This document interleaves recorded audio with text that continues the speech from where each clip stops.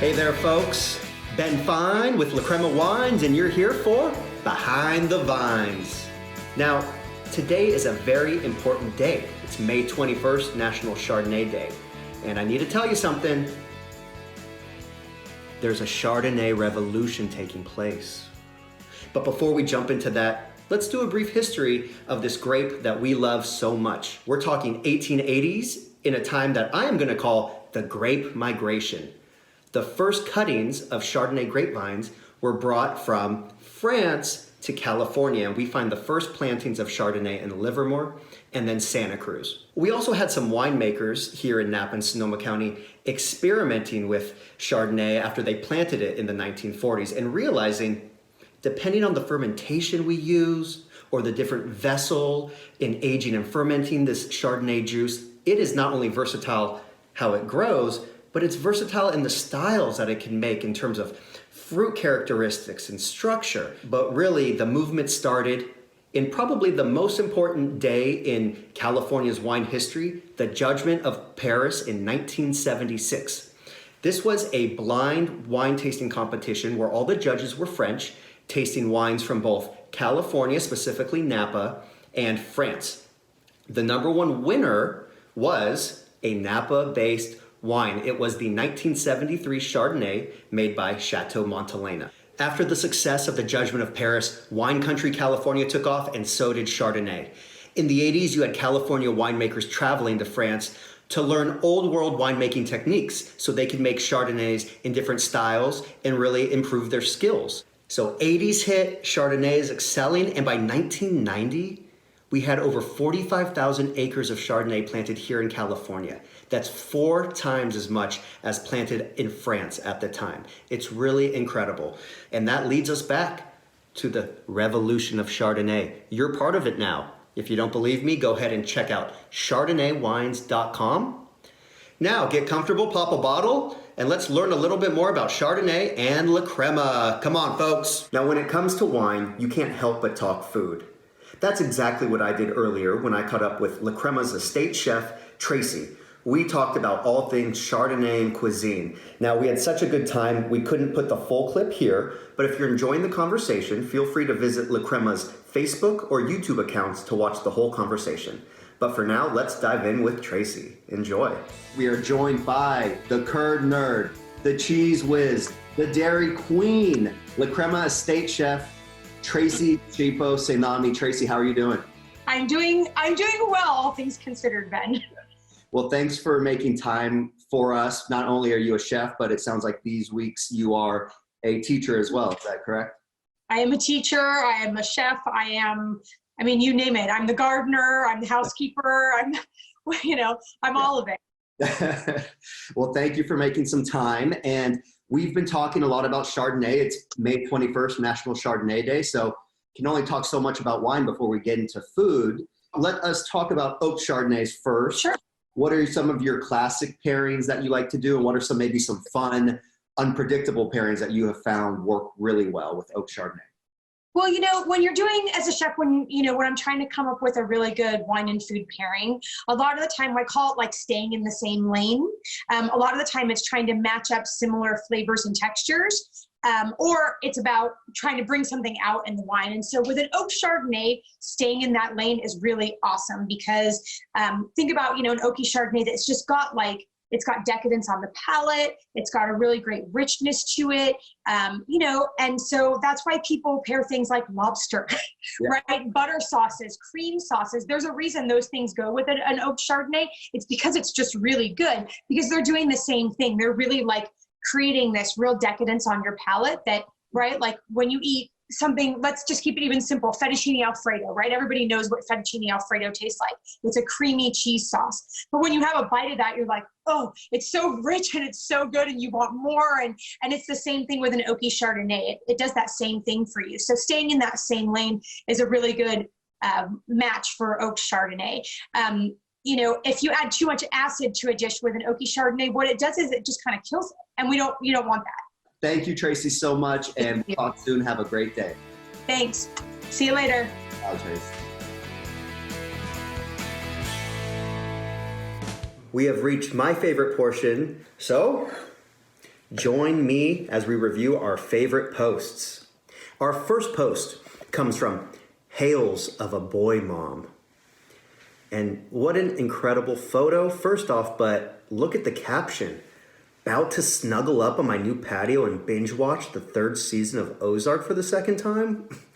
Okay, I really like the lights you have hanging. I just got a new place and I need those, but let's go back to Ozark. I'm a big fan. What a great show. If we were going to relate La Crema Sonoma Coast Chardonnay to an Ozark character, it has to be Ruth Langmore, right? Next one. What do we have here? Whoa, okay. This is from Cheesing. That's cheesing with 4 E's. My goodness. It's more cheese than a Green Bay Packers game. It's more cheese than the first photo album you do with your significant other. My goodness. If you're lactose intolerant, hide your eyes. Let's check out her photo. Okay, beautiful cheese and charcuterie. I love the view. And she said, cheese makes everything better. Couldn't agree more. This is from Kitty McCaterston. Kitty said, I've basically planned enough menus during this quarantine to host a year straight of dinner parties. Who's coming over when the curve is flattened? First off, I love what you did there. We all want to have dinner parties, Kitty, but you're right. Let's wait till we flatten the curve and it's safe to go out. My next question, are you a chef? Or did you just take up this hobby? Why are you making menus? Either way, you're doing a fantastic job. This is brought to us from Caitlin Charbeno. 10 points right away for having my name within your name. Caitlin Charbeno said, cure for quarantine. Kitchen house at the lake. I mean, I think you summed it up so well, Caitlin. This is one of the things I think we've learned during quarantine is we really just need necessities. Good view, people we love, tasty food, and our favorite beverage. I mean, the only other thing I could add is maybe some music in the background, but look at this. I mean, I think we all are just begging for an experience like this. I love this photo, and it shows that really you just need your Sonoma Coast Chardonnay or your favorite wine with you to have a great time. Oh, Working Twin Mom said, my work girlfriends and I get together monthly for a happy hour, and not even COVID-19 can stop us. Social distancing doesn't mean foregoing social connection. It just means doing it differently. Preach. Those are all facts, no printer. That is so true. We have no excuse to stop having fun and making the best out of any situation. We got Missy Van Putten. Missy Van Putten from Atlanta, Georgia. She said, this is my Friday night. What are you doing? With the big heart, small heart emoji. Like Cupid just shot a couple of arrows and those hearts bounced off La Crema and onto her Instagram. And you did a really great job with this. Stunning. I should take a second and enjoy it. That's how you know it's a great photo, folks, when it makes you bring it to life. Thank you, Missy. Now let's check out our last submission. Oh, a different view, an aerial view. This is from food_wine_and_famiglia. And she didn't write anything because the photo says everything we need to know. And I love this sort of bird's eye view because it just, I'm like, okay, I want to grab that glass. I want to take that flower on the napkin, put it over my left ear to show I'm single, I believe is how it goes. If I remember my last trip to Maui. And look at that. We have some risotto and leeks, which is an incredible, she knows what she's doing for sure. That's a great pairing. So thank you so much for sending these in, and look forward to reviewing some more with you. This was a lot of fun. So while you try to think of ideas of what you're going to send to us, maybe pour yourself another glass. Not only is it National Chardonnay Day, but another very important holiday is just around the corner. Memorial Day is coming up, and Memorial Day is a special day where we honor those military personnel who have served and fought for our freedom. Now, classically, we like to barbecue, be outside with friends to celebrate this holiday, and for a lot of us, we just can't do that right now. But this is a more than worthy day to celebrate. So how are you going to celebrate? I know how I'm going to. Red, white, and brew, baby! Red, white, and brew. So for my red, we're talking red wine. I'm thinking La Crema, Monterey, Pinot Noir. I really enjoy this wine. I chill it just a little bit because I'm going to be outside. I like to watch those flavors open up because there's a lot with this wine.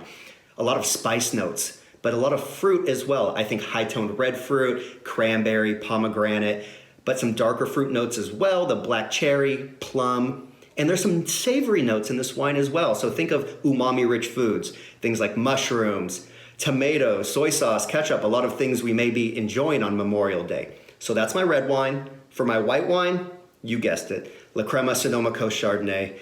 It's too crisp and clean on a hot day. It goes with too much food. I need it on this special day. And what about the BREW? I'm gonna keep it local, go with one of my favorites. I'm thinking Pilsner for a light beer. I'm gonna go with the Lagunitas Brewing Company Daytime Pils. We love Lagunitas here at La Crema. A lot of their tenets mirror ours. They're all about the community. They listen to their employees, their consumers, and listen to what we want, and they provide it. And they're all about quality and doing it the right way. So red, white, and brew. Please join me along. Have a white wine, a red wine, and a beer, and some of your favorite foods with you to celebrate this special holiday. All right, my friends. This wraps it up for Behind the Vines. We look forward to seeing you next time. Please, we want to stay as connected as possible, so continue to send in your submission of how you are enjoying La Crema at home. Photos, videos. We want to know what you're doing. We want to stay interactive with you. Soon enough, you'll be able to join us at our estate or our tasting room. But until then, stay safe. Sending you a nice social distance hug. Thank y'all. Until then, my name is Ben Fine here at La Crema. Cheers. Bye, everyone.